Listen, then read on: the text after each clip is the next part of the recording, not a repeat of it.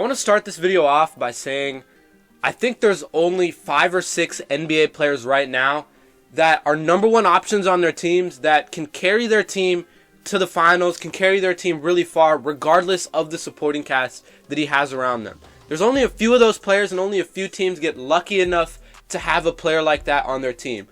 Luka Doncic is absolutely one of these players. Last year, leading the Mavericks to a finals and being first-team All-NBA for nearly every single year he's been in the league is just something you don't see often. So if you're going to somehow end up trading a player like this, it either needs to be for an insane package deal for 4 or 5 first-round picks and a couple other young players, or the player has to request a trade, and maybe it's just because he's unhappy here. I don't care what excuse the Mavericks GM throws out for this trade or what reasoning was behind this. There is absolutely no reason you can convince me that this was a good trade. From the perspective of the GM, you're saying that Luka Doncic is overweight and not conditioned after his injury, and they're worrying about that. We've seen Luka Doncic be out of shape before entering a season. All he does is play himself into shape through the first few weeks of being back, and he's fine for the rest of the year. But for whatever reason, the Mavericks were not ready for that to happen at this point this year. After the Dirk days in Dallas, Luka Doncic was supposed to be the next budding superstar to take over and be the heart of the city in Dallas in terms of basketball. And he absolutely did that in his 5 years in Dallas. But I still do not understand the idea of trading him. In my opinion, and a lot of people's opinion, this is the craziest trade in NBA history. The Mavericks get Anthony Davis, Max Christie, and a first-round pick in return.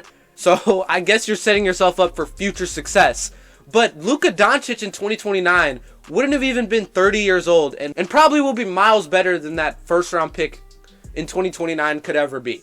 And then there's Anthony Davis. This part, to me, makes absolutely no sense. A 25-year-old superstar, arguably the best offensive engine in the NBA, getting traded for an aging, injury-riddled superstar at the back end of his prime.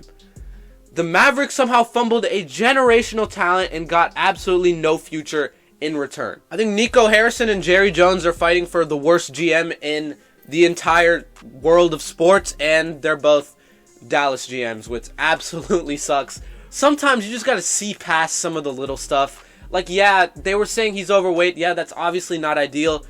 He's a superstar. He's going to find a way to get over that. He's going to play himself into shape. For whatever reason, the GM did not see this. And to me, I just want to close this video off by saying there's got to be more to it. The GM and Luka had to have been, like, disagreeing over certain stuff. There had to have been something else going on behind the scenes, in my opinion, because I don't understand how this magnitude of a superstar gets traded for this little. Yes, Luka Doncic is a defensive viability.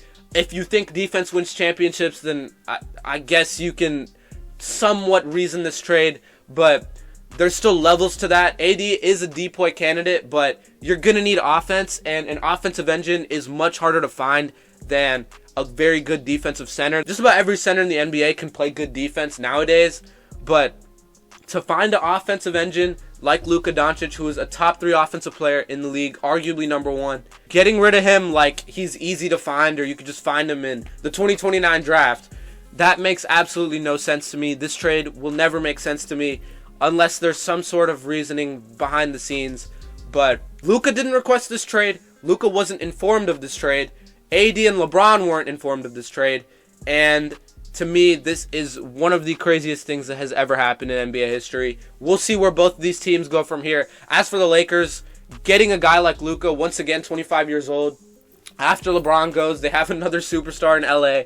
It just seems like they're able to get superstars with ease, something that other teams like the Mavericks have had to work their way through in the draft and draft the right players, which it looked like they made a great move trading for Luka Doncic back in 2018, but at this point in time, that looks like it doesn't even matter anymore.